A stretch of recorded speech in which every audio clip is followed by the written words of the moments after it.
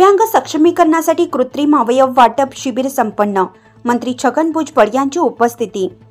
दिव्यांग व्यक्तींना समाजाच्या मुख्य प्रवाहात आणण्यासाठी सर्व क्षेत्रात संधी मिळणे आवश्यक आहे, असे प्रतिपादन अन्न, नागरी पुरवठा व ग्राहक संरक्षण मंत्री छगन भुजबळ यांनी आज येवला येथे केले।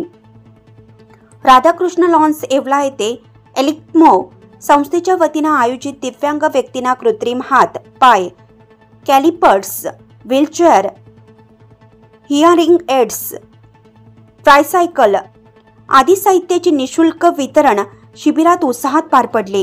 यावेळी उपविभागीय अधिकारी बाबासाहेब गाडवे, तहसीलदार आबा महाजन, मुख्य अधिकारी तुषार आहेर, गटविकास अधिकारी संदीप वायाळ, जिल्हा दिव्यांग सक्षमीकरण अधिकारी भारत चौधरी यांच्यासह विविध विभागाचे अधिकारी उपस्थित होते।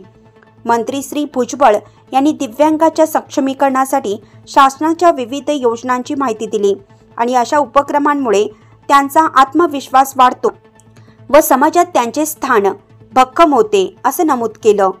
नाशिक लक्ष न्यूज ब्युरो रिपोर्ट, नाशिक।